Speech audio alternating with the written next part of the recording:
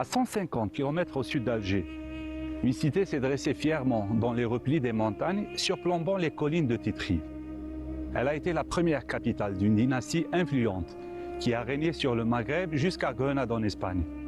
Elle a abrité des palais, des jardins, des mosquées et même des marchés animés. Mais le temps a imposé son silence, plongeant cette Médina dans l'oubli. C'est ici même que les Zirides ont vu le jour. Aujourd'hui, nous sommes partis à sa découverte pour percer le mystère de cette prestigieuse cité médiévale de l'Afrique du Nord.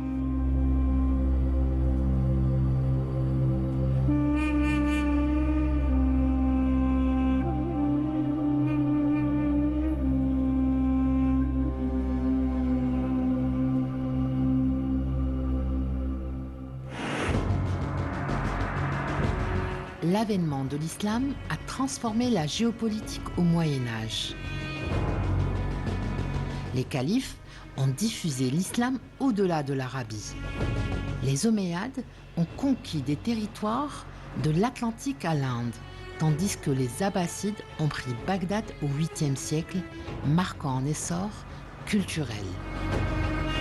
Au 10e siècle, les Fatimides ont établi leur pouvoir au Caire. La dynastie ziride, alliée des Fatimides, a gagné en importance avec Ziri, fils de Mened, fondateur d'Achir en 935.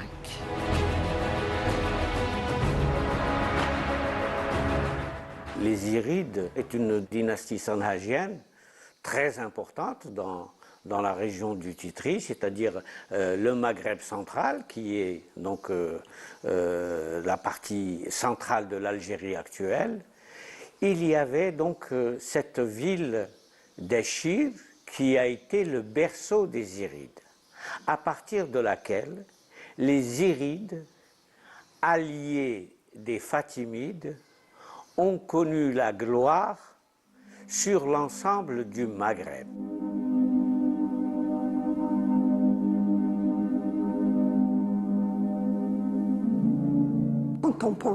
Quand on pense à l'Algérie islamique pendant le Moyen Âge, c'est-à-dire on imagine des dynasties qui ont évolué dans un milieu austère, parce que c'est les montagnes, les premières dynasties, c'est dans les montagnes. C'est-à-dire, mais quand on voit les vestiges archéologiques ainsi que le matériel archéologique, le mobilier, on voit que ces dynasties ont connu quand même un urbanisme de prestige, ils ont connu quand même une évolution très particulière qui n'est pas isolée à ce qui se passait dans l'Orient ou en Andalousie. Et les Zirides, particulièrement les Zirides en Algérie, donc au Maghreb central, donc ils ont quand même conquis un territoire très vaste. Donc à partir de 935-36, la date de la fondation de Achir par Ziri ibn Mened. Il faut 2h30 de temps pour rejoindre Achir depuis Alger, en direction de Keflakhdar, une commune de Médéa.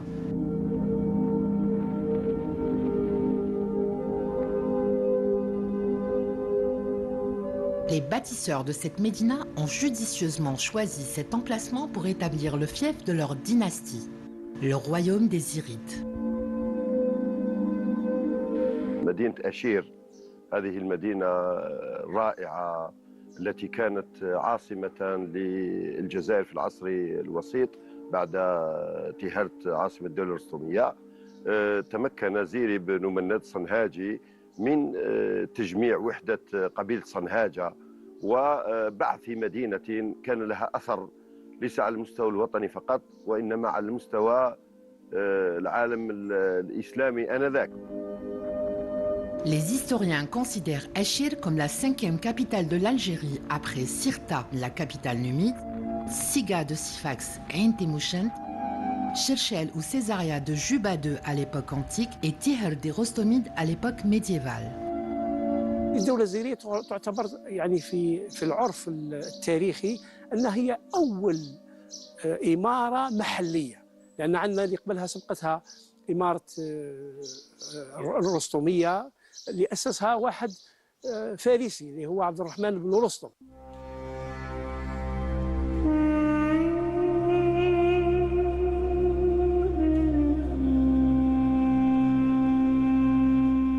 Elle apparaît apparaît telle une princesse ayant choisi de rester dans l'ombre de l'histoire. Pourtant, c'est ici que les guerriers zirides ont régné sur l'Afrique du Nord.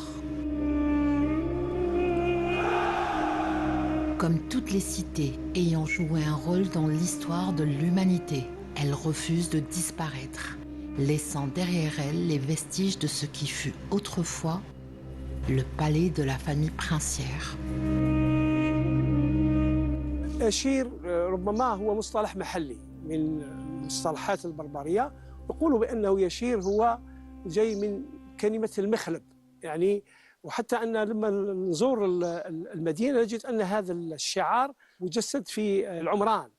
ثم إذا نظرنا إلى المدينة في حد ذاتها نجدها تقريبا مبنية على سفح جبل اللي هو جبل التيتري، وتشبه على أساس تشبه المخلب، مخلب النسر، وهي مدينة بالدرجة الأولى. إذن هي مدينة عسكرية، يعني كمدينة محصنة، ولهذا سميت بهذا الاسم. الذي أعرفه أن مدينة أشير هي من يشر بمعنى المخلب، على أساس منطقة واقعة في منطقة مرتفعة، فهي كأنها تتمكن من الاستيلاء على أي شخص مثلا أو فئة تهاجمها، خاصة في إطار صراع القبائل.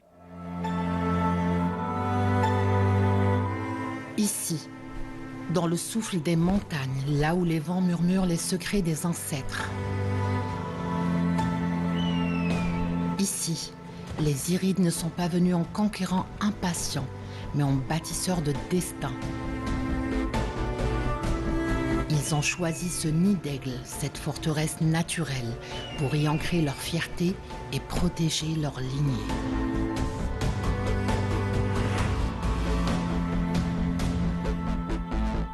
Les Zirides ont été jusqu'à une certaine période, jusqu'en 1145 à peu près, associés aux Fatimides du Caire. Puis, ils ont décidé de reprendre leur autonomie et de se gérer et de gérer l'Afrique du Nord par eux-mêmes. زير بن مناد السنهاجي لما حصلت عاصمة الفاطمية المهدية من قبل هذا بن مخلد بن كداد سنة 334 هجري. في المرحلة هذه بعث زير بن مناد بقوة استطاعت أن تفك الحصار عن المدينة، فصار للرجل مكانة خاصة عند الفاطميين آنذاك، فمكنوا ابنه فيما بعد من أن يتولى حكم المغرب الأدنى وهو تونس الحالية. فصار بالقيل بن زير بن مناد السنهاجي يجمع بين المغرب الأوسط اللي هو الجزائر والمغرب الأدنى في ممتلكاته عندما غادر الفاطميون برفقة أهلنا من كتامة إلى القاهرة وأنشأوا القاهرة سنة نتكلم على 972 الموافق ل 362 هجري. إذا هذه المرحلة كتامة أهلنا راحوا هناك وساهموا في بناء القاهرة وصناع العصر، فعندنا عمل بعد خارجي. Durant le siège de Mehdia, les Fatimides appelèrent Ziri à l'aide. Il arriva avec ses troupes et ensemble ils brisèrent le siège et repoussèrent la rébellion, consolidant ainsi l'autorité fatimide.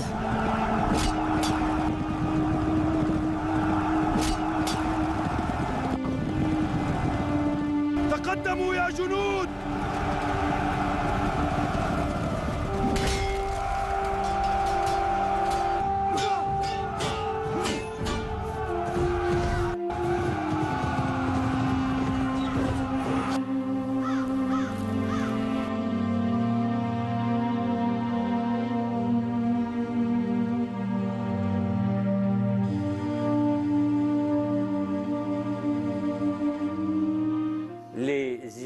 Ont été, puisque Bologhine a été jusque au Maghreb extrême. Donc cela veut dire quoi? Cela veut dire que, en fait, les Zirides avaient déjà une assise tribale très importante qui fait que les Fatimides ont dû s'appuyer sur cette tribu-là, sanhagienne, pour pouvoir, après, faire leur extension vers le Masharaq.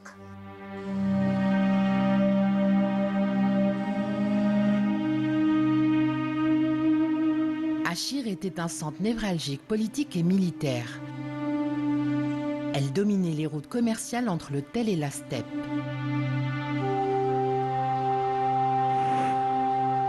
Les vestiges de cette cité fortifiée, tels que le palais des Zirides, racontent l'histoire d'une ville qui fut le cœur de la puissance des Sanhaja pendant près de 2 siècles.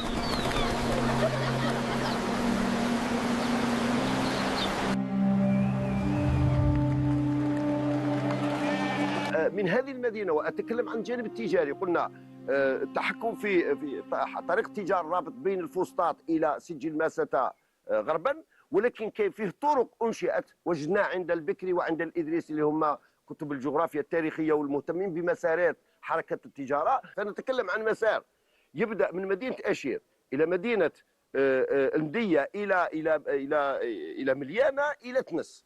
هذا الطريق الأول، لأنه المدينة اللي تكون داخل في الوسط تكون مخنوقة، فهو فتح لها مسارات بحرية. الطرق التجارية كانت موجودة في يعني همزة وصل بين 4 طرق أساسية. طريق اللي يربطها بحمزة اللي هي مدينة البويرة، طريق ويصل يقول إلى مرسى الدجاج وإلى العاصمة إلى الجزائر. مرسى الدجاج هو اكتشف مؤخرا اللي هو زموري، منطقة زموري. وطريق ثاني عبر ندية إلى البليدة جزولة كما يسموها، وهي يسموها خزرونة بمدينة البليدة. والطريق الثالث عبر هوارة نحو مدينة أشلف، يعني نحو الغرب. إذن وبالتالي فهناك طريق جنوبي، والطريق الرابع هو نحو مدينة أمسينة. Lorsque Mu'izz Eddin, le calife fatimide, voulut étendre son pouvoir vers l'Égypte, les Zirides furent chargés de gouverner le Maghreb. Ziri confia alors à ses fils l'expansion du royaume. Boulkin, avec l'accord de Ziri et du calife fatimide, fonda Méliana, Médéa et Alger.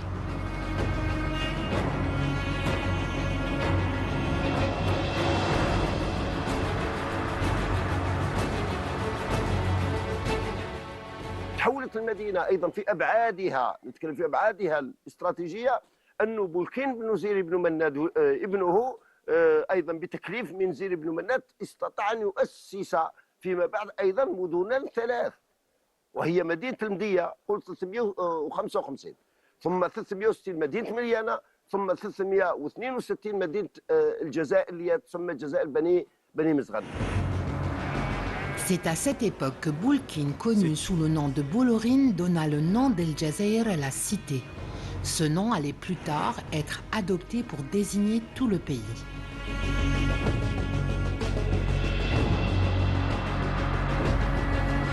Les Zirides ont essaimé sur l'ensemble du bassin méditerranéen, avec d'un côté la Sicile, et nous avons à Palerme encore le palais de la Ziza, où les plafonds sont d'origine ziride. Et de l'autre côté, en Espagne ibérique, nous avons Grenade, qui est le fief de Zawi, qui est donc le frère de Bologhine et qui a aussi marqué son influence sur la péninsule ibérique. وامتد نشاطهم حتى إلى الأندلس، لأن هناك دولة أو إمارة من أمراء الطوائف، وهي تقريبا آخر إمارة اللي سقطت منه هي إمارة غرناطة، وهي إمارة زيرية انطلق تأسيسها من مدينة من هذه المدينة اللي هي مدينة إشاه، وامتد ثم انتقل نشاطهم إلى إفريقيا بعد خروج الفاطميين. بولكين بن زيد استطاع أن يتحكم في المغرب الأوسط والمغرب من العائلة نفسها. خرج أيضا زاوي، وخرج باديس، وخرج ياطفت، وهذول اللي كان عندهم دور في إنشاء مدينة غرناطة.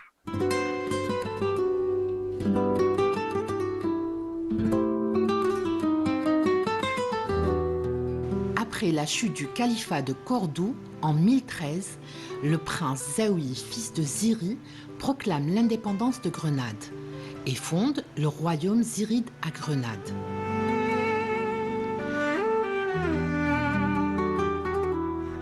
Pendant environ 80 ans, jusqu'à la conquête almoravide en 1090, la ville connaît son premier âge d'or.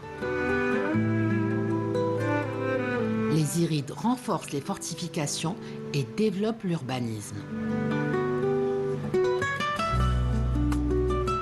Grenade devient un centre culturel important, intégrant divers intellectuels à la cour. Aujourd'hui, le quartier d'El Baïsine conserve des vestiges de cette époque, tels que des murailles, des portes et des bains.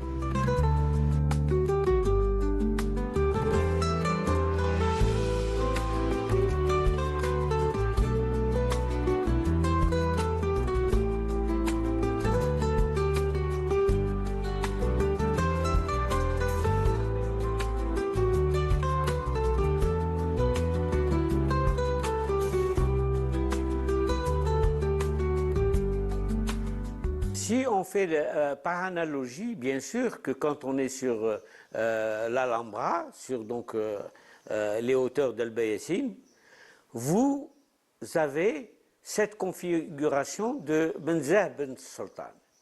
Pour aller à Menzah ben Sultan, il faut avoir donc une bonne santé pour escalader, si vous voulez, la montagne.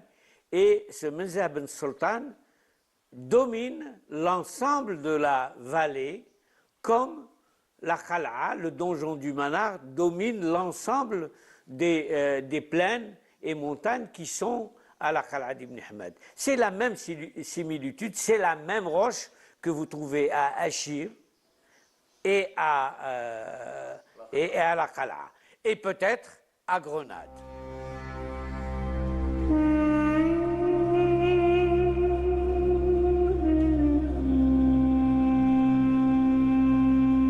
Pour la première fois, une équipe de télévision filme Menzah ben Sultan, réputée comme la première cité des Zirides à l'époque médiévale, avant même la cité d'Achir. Située dans les monts du Titri, elle fait partie des 3 noyaux qui composaient autrefois le royaume ziride.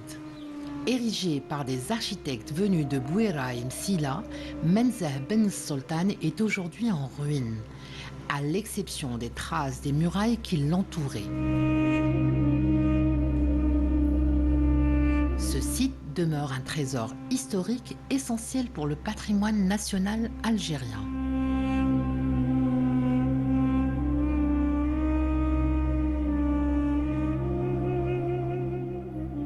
منزبة السلطان يقولوا هو بأنه هو أول بناء لمدينة أشير، يعني هو تبنى قبل مدينة أشير. هو عبارة عن حصن.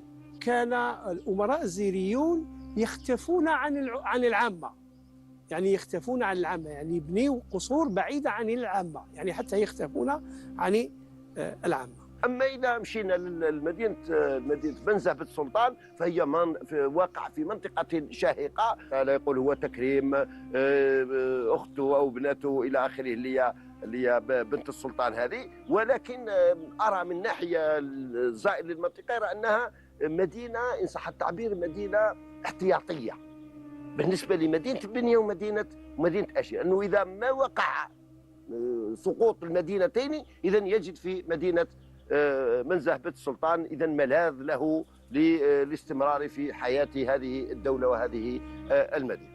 Menzah ben Sultan, il est né sur un plan pratiquement similaire en termes d'espace central, en termes de cour centrale.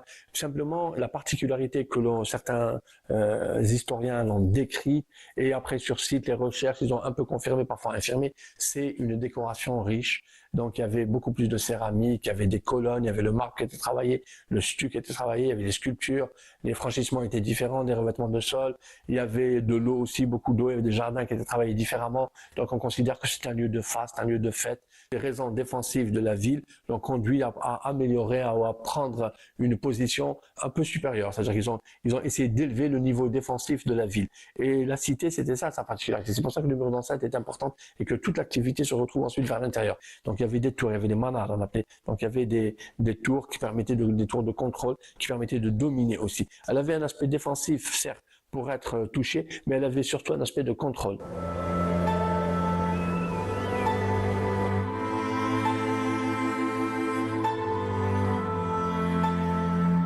Sous les monts silencieux, Achir, cité ensevelie, murmure des histoires anciennes.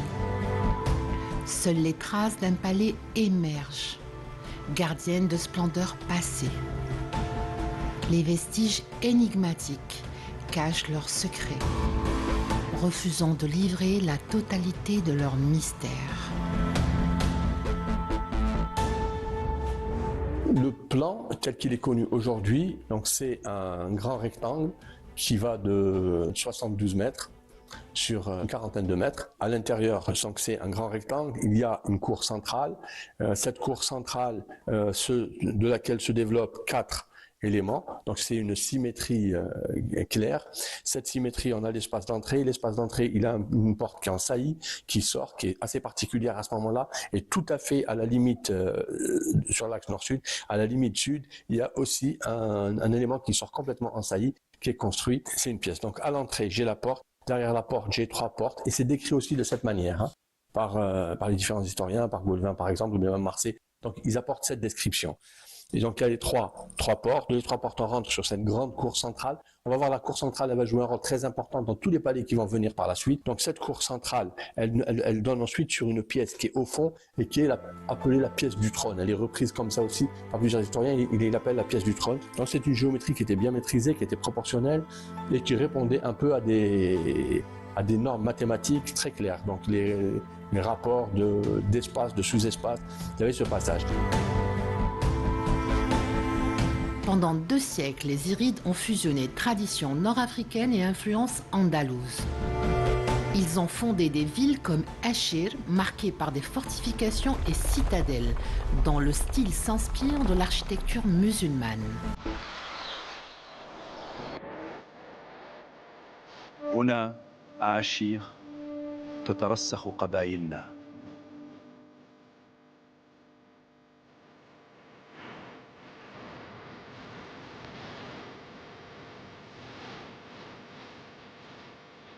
Indépendamment de l'aspect constructif. On peut aborder cet aspect constructif puisque c'est une construction qui est faite à base de pierres taillées, à base de moellons aussi. Et donc, il y a 2 murs porteurs qui sont assez massifs, qui est caractéristique de l'époque. Dans le monde entier, à peu près, on construisait de la même manière. Mais eux, ce qu'ils ont développé, c'était cet agencement par rapport à la confection de l'espace. Alors que l'espace était ensuite réalisé et construit en fonction d'une portée différente. Et donc, au lieu d'avoir des portées de 2,60, 2,90, ils ont réussi, eux, à augmenter la portée sans pour autant gagner en hauteur ou bien en diminuant en massivité du mur. Le mur est resté tel quel. Les franchissements, les portes, ils sont aussi restés dans les mêmes proportions dans lesquelles ils étaient. Et l'intérieur, ça ramenait donc la lumière, ça ramenait le jardin, tout l'espace extérieur qui venait à l'intérieur du palais. Les murs en pierre, ils n'étaient pas du tout austères. Alors que la massivité peut sembler qu'elle est porteuse d'une grosse austérité, style architecture romane, etc. Elle, c'est pas le cas du tout puisque elle était décorée, elle était sculptée. La pierre était sculptée. Il y avait des sculptures, il y avait pas mal de calligraphie aussi. Donc tout cela montre qu'il y a un type urbain qu'ont choisi les Zirides et qu'ils ont répercuté dans toutes les villes qu'ils ont occupées. Donc ce n'est pas un hasard, c'est voulu et c'est pensé. Et donc, si vous prenez ce cas-là, et la seule Qala, qui est donc la fille de Achir, à la seule Qala, vous avez plusieurs palais. Et il faudrait faire des fouilles à Achir pour trouver encore plusieurs palais, puisque toute la descendance des Zirides était installée là, et qu'il y avait toujours un gouverneur à Achir qui représentait la famille royale, que ce soit des Hammadites ou des Zirides de Mahdiya.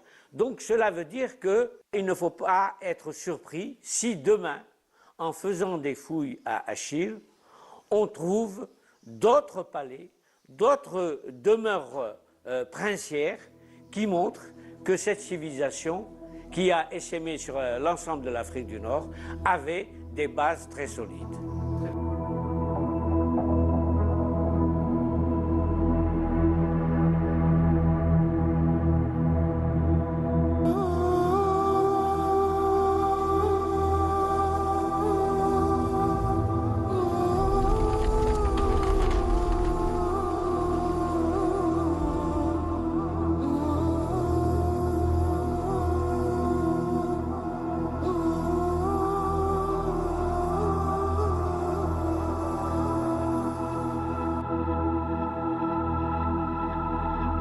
عندما نتكلم عن عمران الزيري هو مرتبط كثير بأسرتين، هي الأسرة الزيرية والأسرة الحمادية، سواء كان هنا في الجزائر أو كان في تونس أو كان في الأندلس. إذا طبيعة عمران أولا تعتمد على طبيعة المقدرات المحلية، والزائر لمدينة أشير يجدها أنها محاطة بمناطق جبلية صخرية.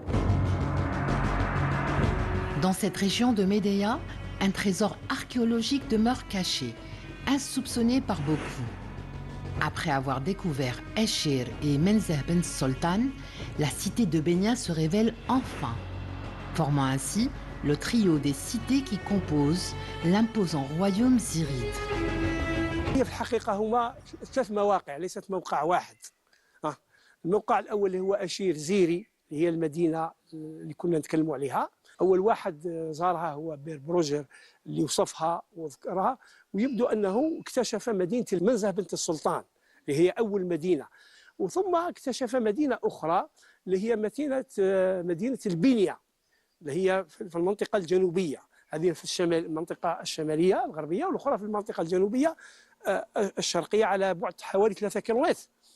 ووصف هذه المدينة ووصف أنها وجد فيها يعني معمار، وقال بأنه ربما يكون مسجد فيه أعمدة 20 متر تقريبا على 14 متر وفيه أعمدة، وقال ربما يكون حمام. لكن اللي جاء بعده اللي هو جورج مارسي قال بأنها هذا ليس حمام وإنما هو مسجد، واكتشف يعني لوحة رخامية كذلك وفيها مانuscript يعني فيها كتابة تبين الحضارة، يعني الحضارة الزيرية اللي استخدموا الزليج، استخدموا الرخام، استخدموا هذه الأمور كلها التي ربما ما زالت إلى الآن يعني مدفونة تحت التربة وتحتاج إلى يعني أبحاث أثرية. بكل صراحة يعني هذه المدينة لا تزال تحتاج إلى أبحاث أثرية لاكتشاف ما فيها من مكنونات أثرية وعمرانية. مدينة البنية اللي هي مقابلة مباشرة لأشير، هذه في الحقيقة لا نجد لها مثلا اليوم، هي تقريبا مدينة غير مبحوثة من الناحية الأثرية باستثناء الدراسات التي قام بها الفرنسيون، لكن نجد مثلا في وسط المدينة نجد الجامع والأطلال نتاع الجامع اللي هي السواري كما نسميها، راه موجودة الآن في وسط مدينة بنية اللي هي تمتد قلنا على 13 هكتارا.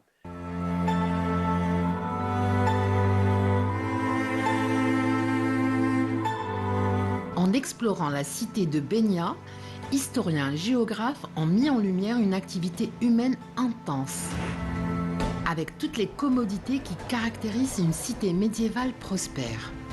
Leurs écrits dévoilent des indices d'une communauté dynamique et bien organisée, témoignant de la richesse et du développement de l'époque.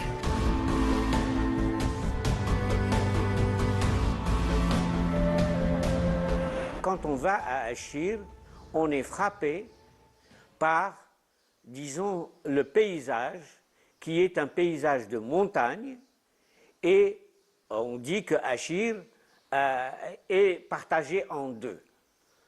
Donc, la ville de Achir, qui veut dire l'ongle, celle qui est située sur l'ongle, Achir en berbère, et la ville de Bania, qui est donc en contrebas. شيء ثاني انه المنطقه هذه كانت تتمون مدينه اشير بالمياه، عين مسعود مثلا وغيرها من المنابع المائيه المحيطه بالمدينه، وبالتالي وجدت ايضا من الاثار ان وجود قنوات للمياه تربط المدينتين رغم البعد وبعد المسافه بين ذلك. هذا دليل على تطور تقنيه استعمال المياه في ذلك الوقت. Les Irides étaient de véritables ingénieurs des systèmes hydriques. Ils maîtrisaient des techniques très développées pour l'acheminement de l'eau à partir des montagnes vers la cité. Ainsi, ils ont construit bains et hammams qu'ils considéraient essentiels pour la purification et le bien-être social.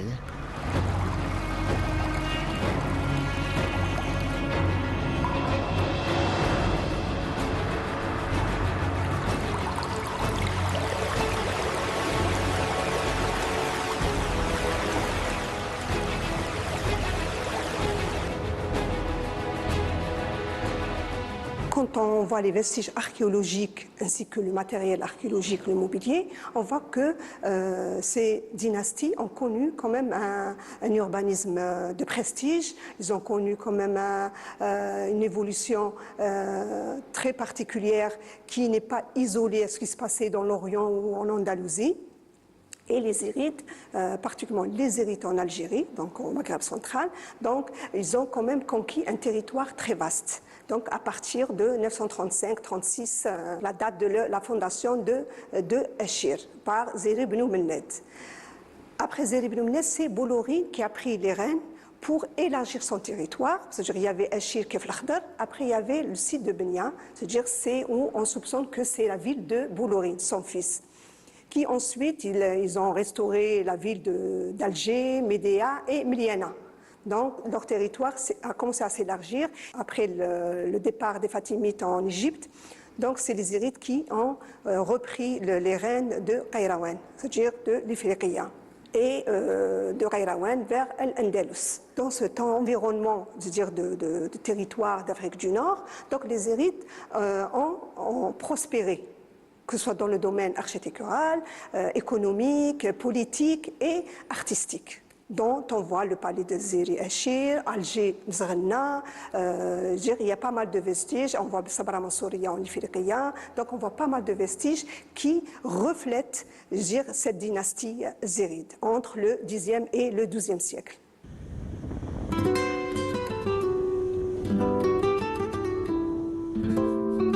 Le Musée national des antiquités et des arts islamiques d'Alger, un joyau de l'archéologie, possède une collection de céramiques et de poteries qui témoignent de la prospérité de la cité d'Achir pendant la période médiévale.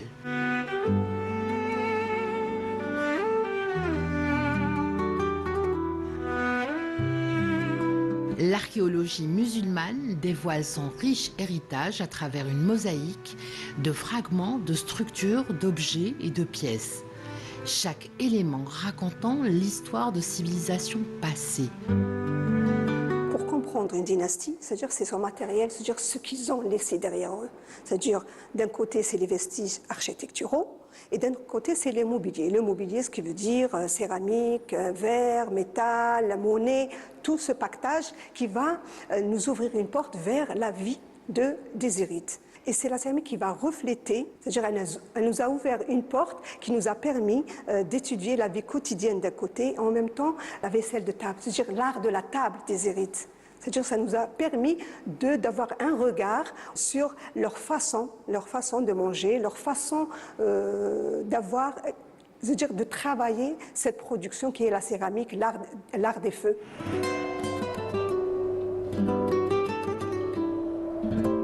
Cette reconstitution révèle la splendeur d'une collection muséale qui s'épanouit dans une vaste diversité, embrassant des spécimens de créations artistiques variées, où chaque pièce est unique.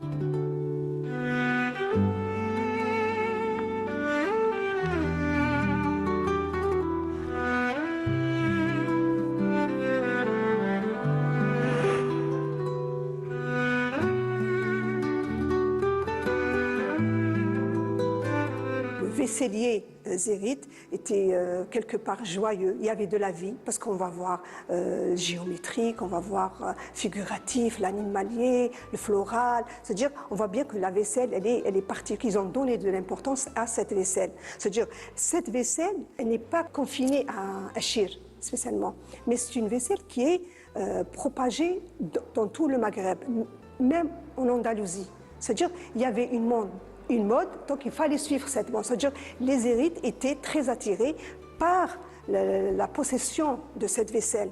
C'est-à-dire, dans le palais d'Achir, ce qu'ils ont découvert ou à Benia, on voit bien qu'il y avait un niveau de vie très particulier où on utilisait, je veux dire, à travers la céramique, on le voit clairement.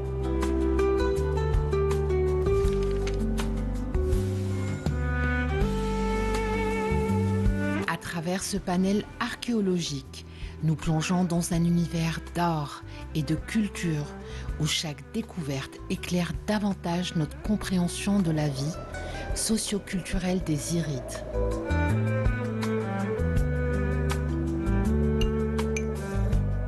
Cette céramique d'Achir, c'est-à-dire du palais ou de Benia, donc elle a des spécificités, c'est qu'on va retrouver donc la céramique monochrome, c'est-à-dire ils vont utiliser des oxydes pour les glaçures.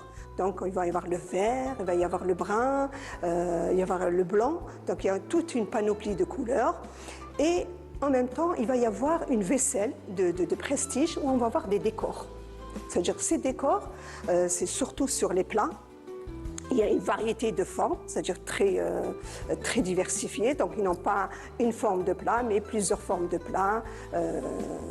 Parce que nous, en tant que spécialistes, à partir d'un fragment, on arrive à reconstituer cette vaisselle. Parce que sur le site, on trouve des fragments de céramique, c'est-à-dire c'est des tessons, c'est-à-dire la vaisselle cassée. Donc nous, on dessine ces fragments et on reconstitue partiellement la forme. C'est-à-dire à travers ces formes, donc les décors qui vont être appliqués sur cette céramique, sur ces formes. Particulièrement, on va trouver une diversité de décors, des motifs. On va trouver des motifs géométriques, des motifs floraux, des motifs épigraphiques, ainsi que figuratifs. Figuratifs, quand je dis figuratifs, c'est-à-dire animaliers et de personnages.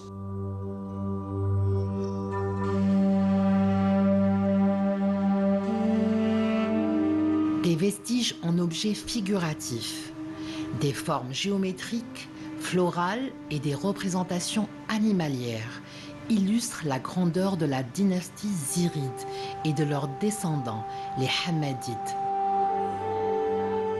Ces derniers ont hérité et perpétué l'art raffiné d'Achir à la Qal'a de Banu Hamad à Msila.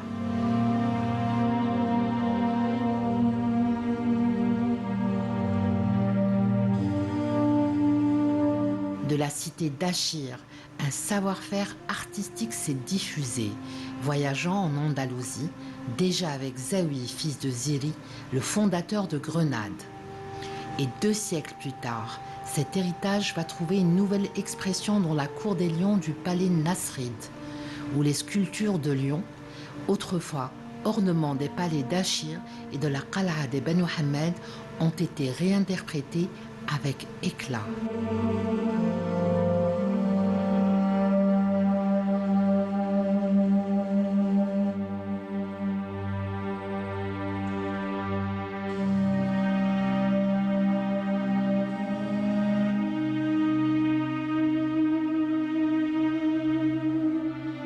Les Irides, une fois donné le pouvoir du Maghreb central aux Hammadides, donc les Hammadides ils vont hériter des Irides leur art, leur architecture. Donc ils continuent dans la même lignée de ces productions. Mais les Hammadides vont faire évoluer les choses encore plus. Donc les choses particulières, c'est par rapport à ça où il y a une abondance de production dans ce sens. Voilà. Mais après, qu'est-ce qu'on va voir? Il va y avoir des importations qui démontrent que les Irides n'étaient pas isolés dans leurs montagnes. Il va y avoir des importations orientales, il va y avoir des importations aussi de l'Andalousie. Il y a des techniques qui ont évolué un petit peu partout dans le territoire islamique. Donc on va voir que les Irides ont importé une vaisselle particulière pour l'avoir sur leur table. عندما عين على المغرب الأوسط لإدارة المغرب الأوسط ولصد قبائل زناتة، إذن كانت إقامته في مدينة أشير.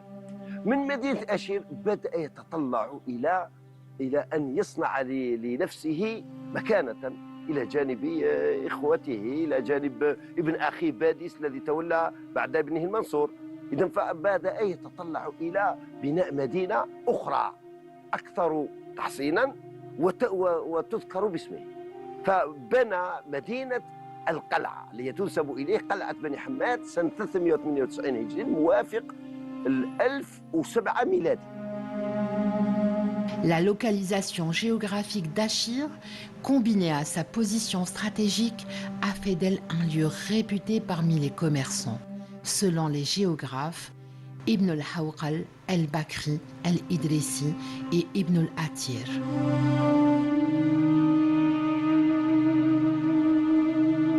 كل الرحالة اللي زاروها مثل مثلا ابن حوقل، مثل ابن خلدون الذي زارها، وغيره من الرحال الذين زاروها، كلهم يذكرون بأنها كانت مدينة عامرة تكثر فيها الأسواق وتكثر فيها الحمامات ويأتيها التجار من كل حدب وسط. ومنها إلى أشير، مدينة بحصن يسكنها آل زيري، لها سور حصين وأسواق هي جليلة حصينة، ليس في تلك الأقطار أحصن منها، بين جبال شامخة محيطة بها.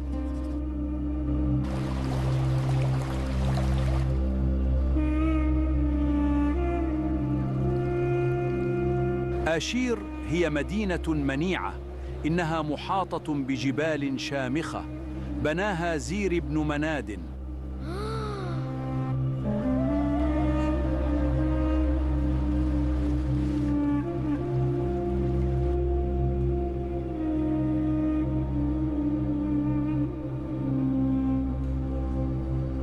ازدهارها الثقافي وإشعاعها الثقافي وصل حتى إلى الأندلس، وصل حتى إلى المشرق.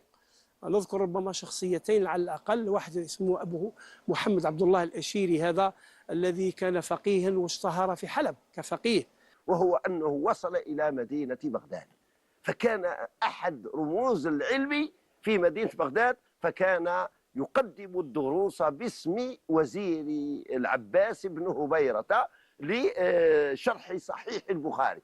وكذلك أبو عمران الأشيري الذي انتقل إلى الأندلس ودرس على علماء الأندلس، ثم مكث في منطقة دلس وتوفي هناك أظن في سنة 587 هجري.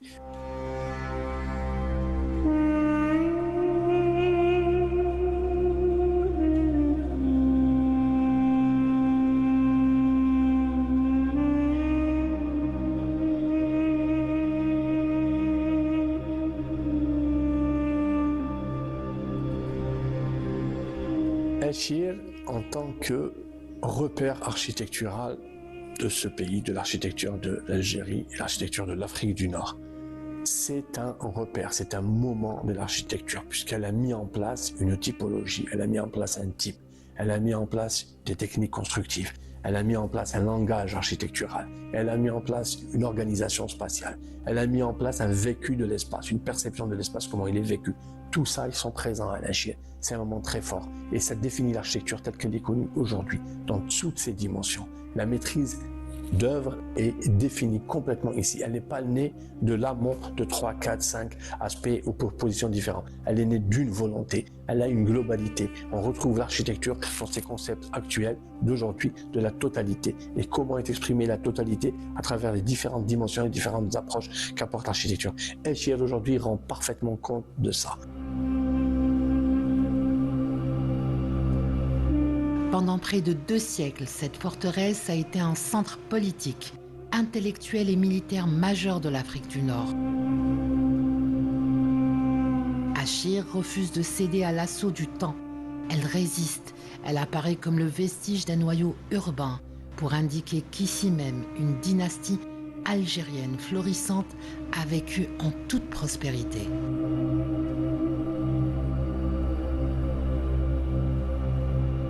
مدينة أشير تحتاج فعلا إلى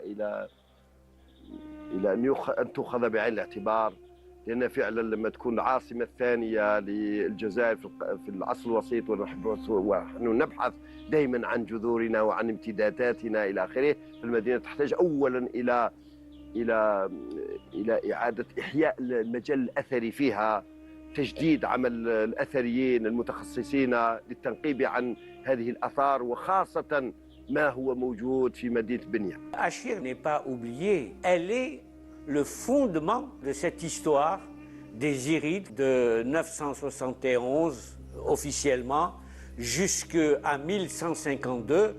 Il y a eu donc des princes, une civilisation, une littérature qui était extraordinaire.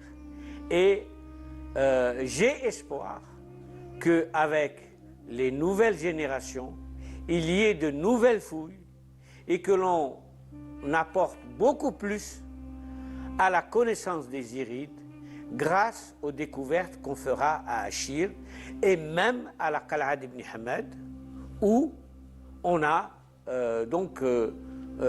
trouvé à peine, même pas le quart de ce que représentait la ville. Et c'est grâce aux fouilles que nous allons apporter de nouvelles connaissances à cette histoire des Zirides.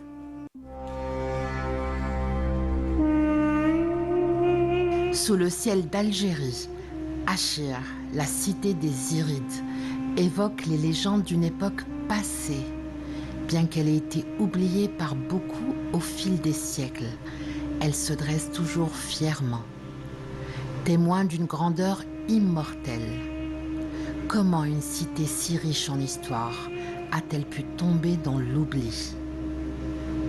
Au crépuscule, sa lumière douce rappelle son histoire vivante.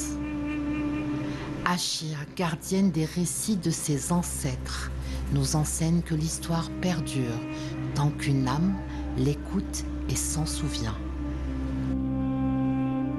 Achir.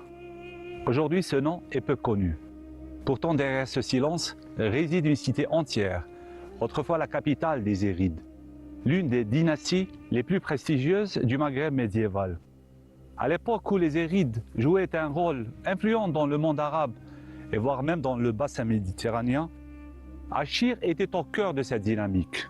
Aujourd'hui, ces pierres, qu'elles soient visibles ou enfouies, attendent que nous ravivions leur mémoire en éclairant son passé prestigieux.